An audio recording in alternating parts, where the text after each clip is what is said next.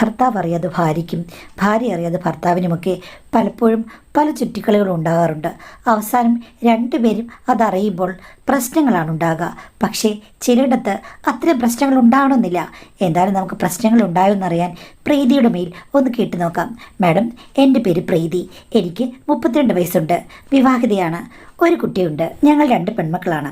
എൻ്റെ അമ്മ ഒത്തിരി കഷ്ടപ്പെട്ടാണ് ഞങ്ങളെ വളർത്തിയത്. എൻ്റെ അനിയത്തിക്ക് 2 വയസ്സുള്ളപ്പോഴാണ് അച്ഛൻ മരിച്ചു പോകുന്നത്. അത് കഴിഞ്ഞ ശേഷം ഒരു കടയിൽ അമ്മ ജോലിക്ക് പോവുകയായിരുന്നു. അങ്ങനെയാണ് ഞങ്ങളെ വളർത്തിയത്. ഞാനും എൻ്റെ അനിയത്തിയും അമ്മ പറഞ്ഞത് കേട്ടാണ് വളർന്നത്.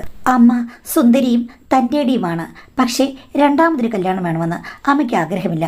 അമ്മ പറഞ്ഞത്, ഈ ജന്മത്ത് ഇത് മതി, എനിക്ക് ഇങ്ങനെയുള്ള കാര്യങ്ങളോട് ഒരാഗ്രഹവുമില്ല. നിങ്ങളെ രണ്ടുപേരെയും ഞാൻ കല്യാണം കഴിക്കാൻ നിർബന്ധിക്കില്ല. നിങ്ങൾ തന്നെ എന്നോട് പറയണം കല്യാണം വേണമെന്ന്. അപ്പോൾ മാത്രമേ ഞാനതിന് ഇനിഷ്യേറ്റീവ് എടുക്കുമെന്ന് അമ്മ പറയും. അങ്ങനെ ഒരു അമ്മയാണ്. ഞങ്ങൾ രണ്ടുപേരും PG വരെ പഠിച്ചു.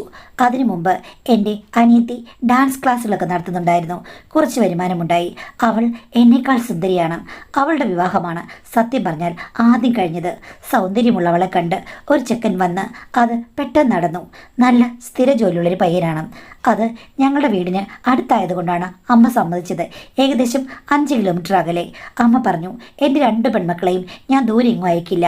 പെട്ടെന്ന് ചെന്നെത്താവുന്ന ദൂരം വേണമെന്ന്. എന്തായാലും അതിനടുത്ത വർഷം എൻ്റെ വിവാഹവും കഴിഞ്ഞു. കാര്യം, എനിക്കും ഒരാലോചന വന്നു. എൻ്റെ ഒരു അമ്മായി വഴിയാണ് അത് വന്നത്. എൻ്റെ ഭർത്താവിന് സ്വകാര്യ കമ്പനിയിലായിരുന്നു ജോലി. അങ്ങനെ എൻ്റെ വിവാഹം കഴിഞ്ഞു.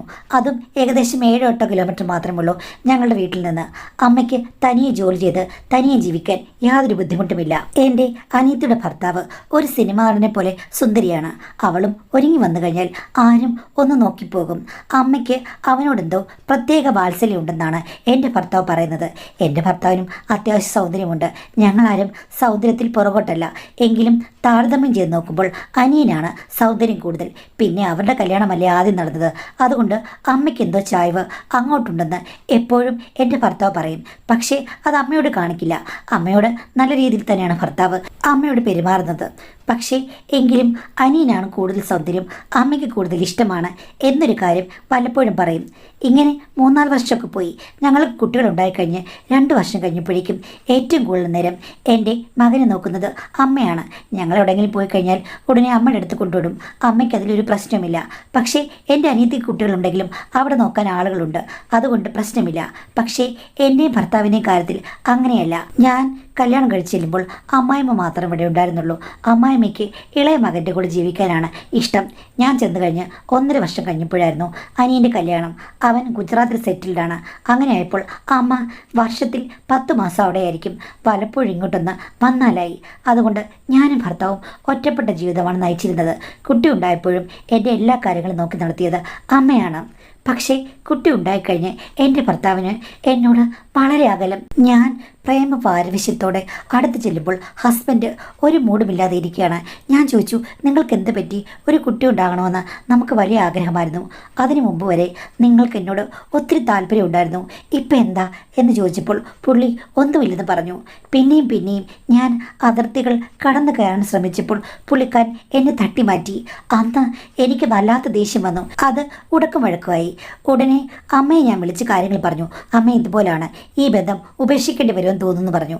അപ്പോഴേക്കും അമ്മ ചാടി വന്നു.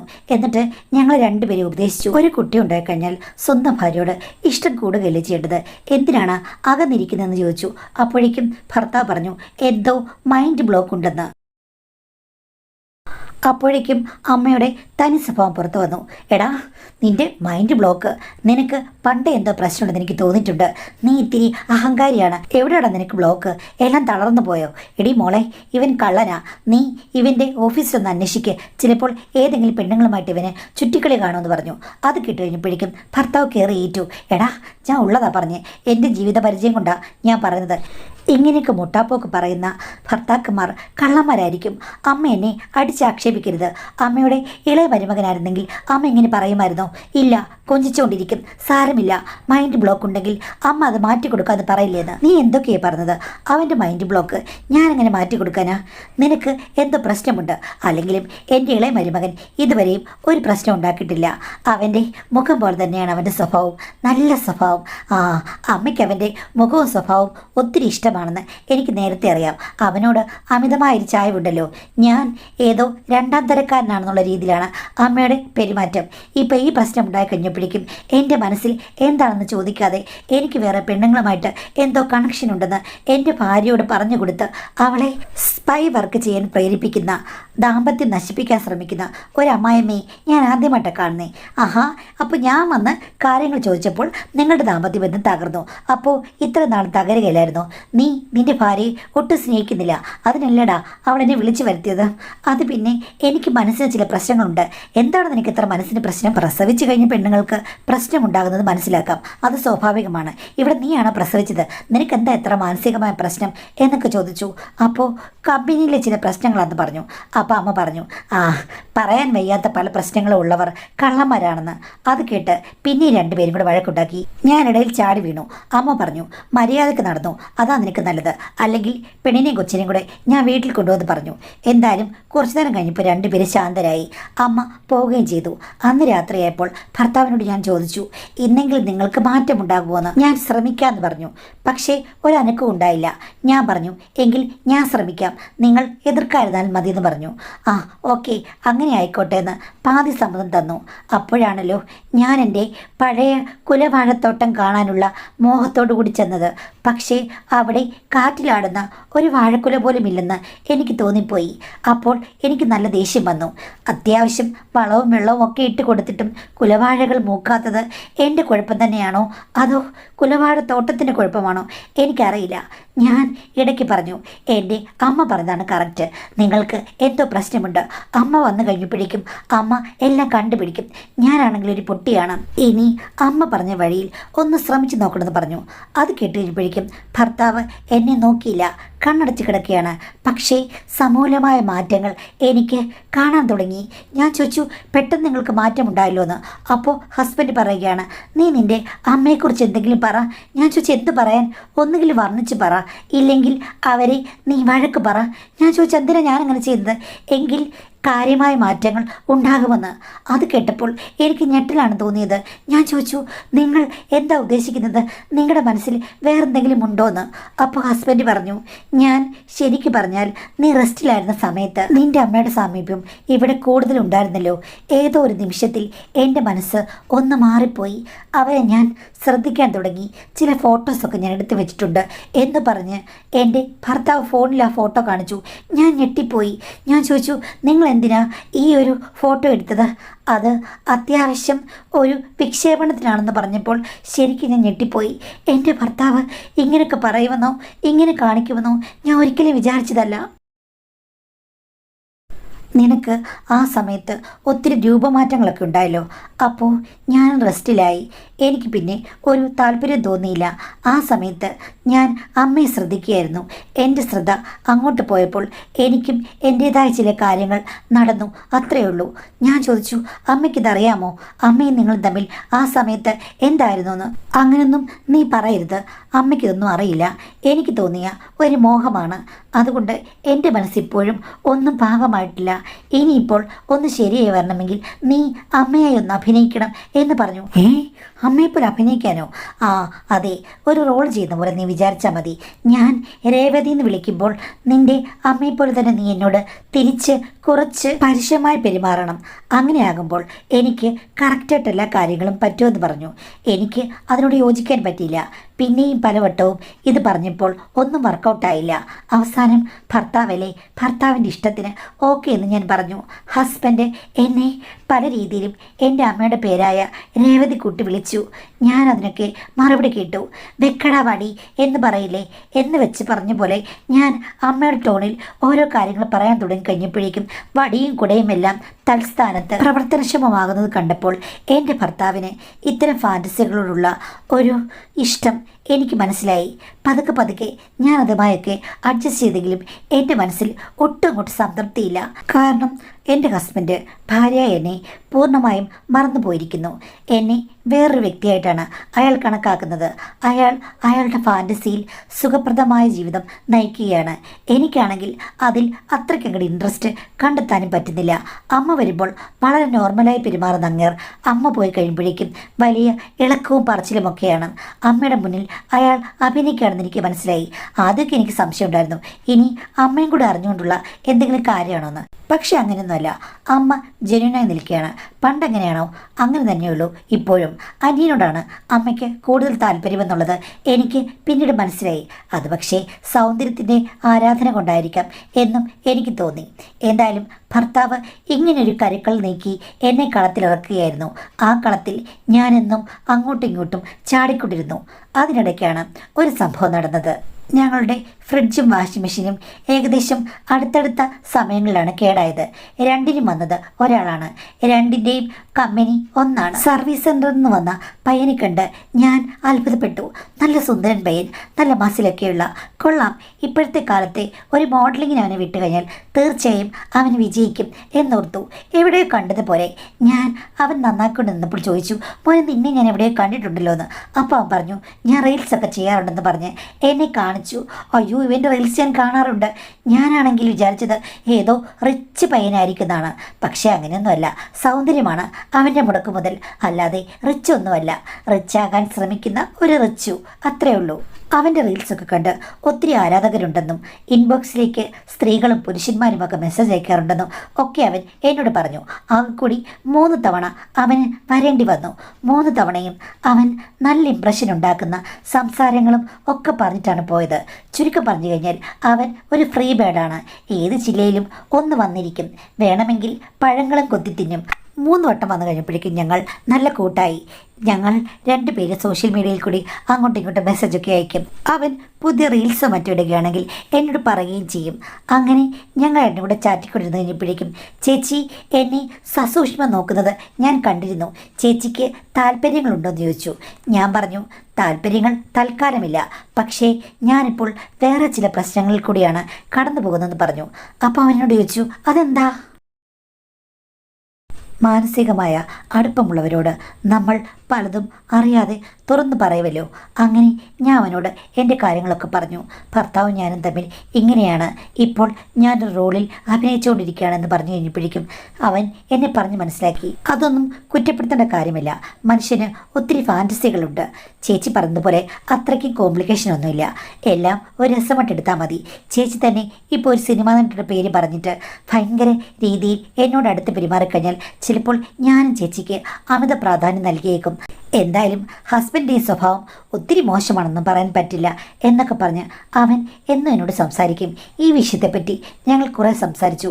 അത് കഴിഞ്ഞ ശേഷം അവൻ എന്നോട് പറഞ്ഞു, ചേച്ചി സത്യം പറഞ്ഞാൽ ഒട്ടും സംതൃപ്തിയില്ല ജീവിക്കുന്നത് കാണുമ്പോൾ അവന് ദുഃഖമുണ്ടെന്ന് പറഞ്ഞു. ഞാൻ പറഞ്ഞു, എൻ്റെ ദുഃഖത്തിൽ നിനക്കെന്താ കാര്യം? സർവീസാണോ ഉദ്ദേശിച്ചതെന്ന്. അപ്പോൾ അവൻ പറഞ്ഞു, ഏതുതരം സർവീസുകളും ഞാൻ ഏറ്റെടുക്കും. അതിനുള്ള അവസരങ്ങളാണല്ലോ ഒരു കമ്പനിയിൽ ജോലി ചെയ്യുമ്പോൾ കിട്ടുക. അപ്പോൾ ഞാൻ പറഞ്ഞു, എനിക്കറിയാവടാ, നീ ഇത് ഒരു സർവീസ് തന്നെയാക്കിക്കൊണ്ട് നടക്കുകയാണെന്നും നിനക്കിപ്പോൾ എത്ര എങ്ങനെ ഏതൊക്കെ മതിൽ നീ ചാടിക്കടന്നെന്ന് ദൈവത്തിനറിയാം. എണ്ണം എത്രയാടാ എന്ന് ചോദിച്ചു കഴിഞ്ഞപ്പോഴേക്കും അവൻ പറഞ്ഞു, അതൊന്നും ചേച്ചി എന്നോട് ചോദിക്കരുത്. ചേച്ചിക്ക് സർവീസ് ആവശ്യമുണ്ടെങ്കിൽ ഞാൻ അവിടെ വന്ന് ഉപകരണങ്ങളൊക്കെ റിപ്പയർ ചെയ്യും എന്ന് പറഞ്ഞു. ഞാൻ പറഞ്ഞു, റിപ്പയർ ഒന്നും ചെയ്യേണ്ട ആവശ്യമില്ല, ഇവിടെ ഇപ്പോൾ ഒന്നും ഡാമേജ് ഇല്ലെന്ന്. അപ്പോൾ അവൻ പറഞ്ഞു, എങ്കിൽ സർവീസ്, റീഫ്രഷ്മെൻറ്റ് എന്നിവ ചേച്ചിക്ക് ആവശ്യമുണ്ടെങ്കിൽ എന്നോട് പറഞ്ഞാൽ മതി എന്ന് പറഞ്ഞു. അതൊക്കെ കേട്ടപ്പോൾ ഒരു രസമായിട്ട് തോന്നിയെങ്കിലും പോകെ പോകെ അത്രയും സൗന്ദര്യമുള്ള, ഏകദേശം എൻ്റെ അനിയൻ്റെ അത്രയും സൗന്ദര്യമുള്ള ആളാണ് അവൻ. അപ്പോൾ പിന്നെ അവൻ്റെ ഓഫർ ഞാനെന്തിനു നിരസിക്കണം? അവനെവിടെയെങ്കിലും പോയി എന്തെങ്കിലും സർവീസ് ചെയ്യട്ടെ. ഇവിടുത്തെ ഉപകരണങ്ങൾ വന്ന് സർവീസ് ചെയ്ത് കഴിഞ്ഞാൽ എനിക്ക് കൊള്ളാം എന്ന് വിചാരിച്ച് ഞാനൊരു ദിവസം എസ് പറഞ്ഞു. അവൻ വന്നു. വളരെ പ്രൊഫഷണലായ ഒരു അപ്രോച്ചായിരുന്നു അവന്. തുടക്കം മുതൽ ഒടുക്കം വരെ എല്ലാ കാര്യങ്ങളിലും വ്യക്തതയും കൃത്യതയുമുള്ള ഒരാൾ. അതുമാത്രമല്ല, എന്തിനോടും ഏതിനോടും അവനെ ഉപമിക്കാം. കാര്യം നമ്മൾ പറഞ്ഞതനുസരിച്ചിട്ട് ഏത് രീതിയിലേക്കും മാറാൻ കഴിവുള്ള ഫ്ലെക്സിബിളായുള്ള ഒരു പുരുഷൻ. അതെനിക്ക് വളരെ അത്ഭുതവും സന്തോഷവും നൽകി. അങ്ങനെയാണ് തുടക്കം ശുഭകാര്യമായി മാറിയത്. പിന്നീട് ഞങ്ങൾക്ക് 2 പേർക്കും ഒത്തുചേരാൻ ഒത്തിരി അവസരങ്ങളുണ്ട്. കാര്യം പകൽ സമയത്ത് ഭർത്താവ് അവിടെ ഇല്ലല്ലോ, അദ്ദേഹം ബിസി ആയിരിക്കും. വൈകിട്ട് വരുമ്പോൾ ഞാനും അത്യാവശ്യം ആക്ട് ചെയ്ത് ഈ കാര്യങ്ങളിലേക്ക് കൂടുതൽ കോൺസെൻട്രേറ്റ് ചെയ്യാതെ ഭർത്താവ് വരുമ്പോൾ ആവശ്യപ്പെടുമ്പോൾ ഞാനും കുറച്ചങ്ങ് ആക്ട് ചെയ്യും. അദ്ദേഹത്തിനുള്ള പങ്ക് അദ്ദേഹത്തിനങ്ങ് കൊടുക്കും. ബാക്കി യഥാർത്ഥ ജീവിതം പകൽ സമയങ്ങളിൽ ഞാൻ നയിക്കാൻ തുടങ്ങി. എന്ന് വെച്ച് അവൻ എന്നോട് മാത്രം സ്നേഹമുള്ള ഒരാളല്ലെന്ന് എനിക്കറിയാം. അവനിങ്ങനെ പാറിപ്പറന്ന് നടക്കുകയാണ്. ഒരു പങ്ക് എനിക്കും ഇവിടെ വരുന്നുണ്ട് എന്ന് മാത്രം, അല്ലാതെ വേറൊന്നുമില്ല. ഇതൊക്കെ പ്രാക്ടിക്കലായി കാണാൻ അവൻ എന്നോട് പറഞ്ഞു. അങ്ങനെ ഭർത്താവിനോടുള്ള ആ ഒരു നീരസം എൻ്റെ മനസ്സിൽ നിന്ന് മാഞ്ഞുപോയി. പക്ഷേ എല്ലാ കാലങ്ങളിലും എല്ലാം രഹസ്യമായിട്ട് നടത്താൻ പറ്റില്ലല്ലോ. അങ്ങനെ ഇരിക്കുമ്പോഴാണ് എൻ്റെ അമ്മ അപ്രതീക്ഷിതമായി വന്നത്. അമ്മ അന്ന് വരുമെന്ന് ഞാൻ വിചാരിച്ചതല്ല. കാര്യം തലേദിവസം വന്നതാണ്. പിന്നെ പിറ്റേ ദിവസം അമ്മ വരാറില്ല. അങ്ങനെ അമ്മ ഇത് കണ്ടുപിടിച്ചു.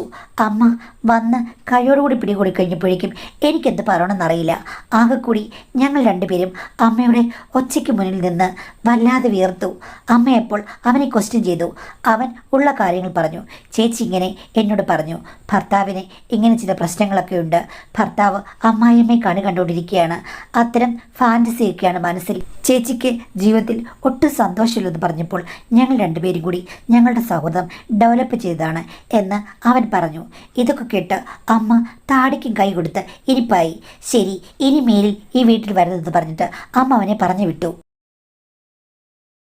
അന്ന് അവൻ പോയ ശേഷം അമ്മ എന്നോട് പറഞ്ഞു, അവന് നീ കൂടെ ഉണ്ടാക്കിയ ഒരു കഥയാണിത്. എൻ്റെ മരുമകന് അങ്ങനൊന്നുമില്ല, അവന് എന്നോട് ഇഷ്ടക്കേടാണ് എന്ന് പറഞ്ഞ് ഉടനെ തന്നെ അമ്മ വിളിച്ചു പറഞ്ഞു, ഇങ്ങോട്ട് വന്ന്. എൻ്റെ ഭർത്താവ് ഓടിപ്പാഞ്ഞു വന്നു. ഞാൻ പറഞ്ഞു, അമ്മേ ഉള്ളതാ പറഞ്ഞ് അമ്മ ഭർത്താവിനോടൊന്നും പറയില്ലെന്ന്. പക്ഷേ അമ്മ ഇത് കേട്ടില്ല. വന്ന ഉടനെ തന്നെ അമ്മ കണ്ട കാഴ്ചകളും സംഭവങ്ങളുമെല്ലാം വിവരിച്ചു. നീ ഒരിക്കലും എൻ്റെ മോളോട് അങ്ങനെ പറയില്ല, അങ്ങനൊരു റോള് ചെയ്യാൻ പറയില്ലെന്ന് എനിക്കറിയാം. ഇവിടെ തന്നെ ഉണ്ടാക്കിയതാണ്. ഇവൾക്ക് നിന്നിൽ നിന്ന് അകലാൻ വേണ്ടിയിട്ട് നിങ്ങളുടെ ദാമ്പത്യ ജീവിതത്തിൽ ആദ്യൊരു പ്രശ്നം ഉണ്ടായി. അത് കഴിഞ്ഞിട്ട് നീ അകന്നു കഴിഞ്ഞപ്പോൾ ഇവൾ മറ്റൊരു ബന്ധമുണ്ടാക്കാൻ വേണ്ടി ഈ കഥകളൊക്കെ ഉണ്ടാക്കിയതല്ലേ മോനെ? നിനക്ക് എന്നോട് അങ്ങനെയൊന്നും ഇല്ലല്ലോ എന്ന് ചോദിച്ചു. അപ്പോൾ ഹസ്ബൻഡ് ഒന്നും പറഞ്ഞില്ല. ഇല്ലേ എന്ന് ചോദിച്ചു കഴിഞ്ഞപ്പോഴേക്കും അവസാനം ഞാൻ പറഞ്ഞു, ഇങ്ങനെ തന്നെയാണ് ഇതിനെല്ലാം കാരണമെന്നും. അവസാനം ഭർത്താവ് തുറന്ന് സമ്മതിച്ചു. അത് കേട്ട് കഴിഞ്ഞപ്പോഴേക്കും എൻ്റെ അമ്മ വല്ലാതെ ഞെട്ടി. ഉള്ളതാണോ ഈ പറഞ്ഞത്? നീ അങ്ങനെ ഇവളോട് പറഞ്ഞു എന്ന്. അപ്പോൾ ഹസ്ബൻഡ് സമ്മതിച്ചു. അത് കേട്ട് അമ്മ പിന്നൊന്നും മിണ്ടിയില്ല. എന്തെങ്കിലും ആയിക്കോ നിങ്ങൾക്ക് തമ്മിൽ ഇത്ര അണ്ടർസ്റ്റാൻഡിങ് ഉണ്ടെങ്കിൽ സാധാരണ ഭർത്താക്കന്മാർ ഇതൊക്കെ കേൾക്കുമ്പോൾ അങ്ങോട്ടും ഇങ്ങോട്ടും പ്രശ്നമുണ്ടാക്കും. നിങ്ങൾക്ക് അത് ഉണ്ടാകില്ല, അതുകൊണ്ട് ഇതൊരു പ്രശ്നമാണെന്ന് എനിക്ക് തോന്നുന്നില്ല എന്ന് പറഞ്ഞ് അമ്മ പോകാൻ തുടങ്ങി. അപ്പോഴേക്കും എൻ്റെ ഹസ്ബൻഡ് വഴി തടഞ്ഞു.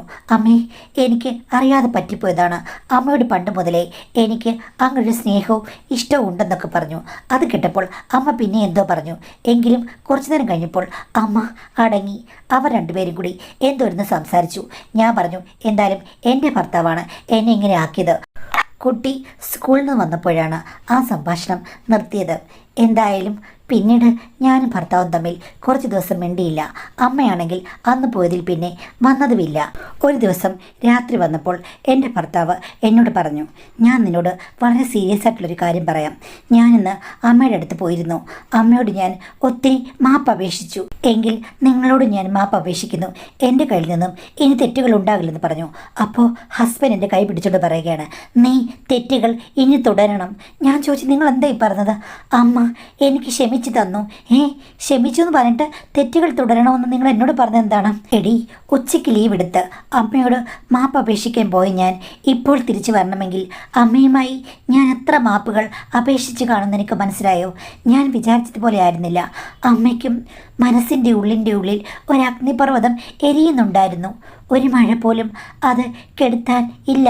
ഞാൻ വിചാരിച്ചത് സൗന്ദര്യമുള്ളത് കൊണ്ട് അനിയനോട് അമ്മയ്ക്ക് ഓവർ അറ്റാച്ച്മെൻ്റ് ആണെന്നാണ്. പക്ഷേ ഞാൻ വിചാരിക്കുന്ന രീതിയിലുള്ള കാര്യങ്ങളൊന്നുമില്ലെന്നും വാത്സല്യം മാത്രമേ ഉള്ളെന്ന് പറഞ്ഞു. അത് കഴിഞ്ഞപ്പോൾ ഞങ്ങൾ രണ്ടുപേരും കൂടി അങ്ങോട്ടും ഇങ്ങോട്ടും കുറേ തർക്കിച്ചു. നിൻ്റെ ഉള്ളിൽ ഒരു മോഹമുണ്ടായിരുന്നെങ്കിൽ നീ എന്നോട് പറയണം, അല്ലാതെ സ്വന്തം ഭാര്യയെ കൊണ്ട് വേഷം കെട്ടിപ്പിക്കരുതായിരുന്നു എന്ന് അമ്മ പറഞ്ഞു. അപ്പോൾ എനിക്ക് തോന്നി എന്തോ അതിൽ ഒളിഞ്ഞിരിപ്പുണ്ടെന്ന്. പറഞ്ഞിരുന്നെങ്കിൽ അമ്മ എന്തായിരുന്നു തീരുമാനം എടുക്കുക എന്ന് ചോദിച്ചപ്പോൾ അമ്മ പറയുകയാണ്, ആദ്യം ചിലപ്പോൾ ഞാൻ ബഹളം വെച്ചേക്കും, പക്ഷേ എൻ്റെ മോൾ അറിയാതെ ഞാനൊരു തീരുമാനമെടുത്തേക്കും എന്ന് പറഞ്ഞു. അമ്മയുടെ ചിരിയിൽ എന്തോ രഹസ്യങ്ങൾ ഉണ്ട് എന്നെനിക്ക് തോന്നിയത് കൊണ്ട് ഞാൻ അടുത്തേക്ക് നീങ്ങിയിരുന്ന്, ഇപ്പോൾ എല്ലാം അറിഞ്ഞില്ലേ, ഇനിയിപ്പോൾ എന്താണെന്ന് ചോദിച്ചു കഴിഞ്ഞപ്പോഴേക്കും അമ്മ എന്നോട് പറയുകയാണ്, ഇനി നിൻ്റെ ഇഷ്ടമാണ്, എന്തിന് സ്വാതന്ത്ര്യം നിനക്കുണ്ട്, പുതുമഴ പെയ്യാൻ സമയമായെന്ന് അമ്മ പറഞ്ഞപ്പോൾ പിന്നെ ഞാനൊന്നും നോക്കിയില്ല മോളെ. 4-5 മണിക്കൂർ എങ്ങനെ പോയെന്ന് എനിക്കറിയില്ല. ഞാനത് കേട്ട് ഞെട്ടിപ്പോയി. എൻ്റെ മുഖഭാവം കണ്ടപ്പോൾ ഹസ്ബൻഡ് പറയുകയാണ്, ഇനി ഇതിൽ ഒരു വീഴ്ചയും വരുത്തേണ്ട കാര്യമില്ല. നിനക്ക് ഇഷ്ടമുള്ളതുപോലെ ഇനി ജീവിക്കാം. എനിക്ക് എൻ്റെ ഇഷ്ടങ്ങളിലേക്ക് പോകാൻ സമയമായി. അമ്മയും നിൻ്റെ കാര്യത്തിൽ അയഞ്ഞ സമീപനമാണ് എടുത്തിരിക്കുന്നത്. നിൻ്റെ ഇഷ്ടം അത് ഇവിടെ വേണമെങ്കിൽ നിൽക്കാം, ഇല്ലെങ്കിൽ അമ്മയുടെ കൂടെ പോയി നിൽക്കാം. ഒന്നും ഞങ്ങൾ ഇനി അവസാനിപ്പിക്കില്ല എന്ന് പറഞ്ഞു.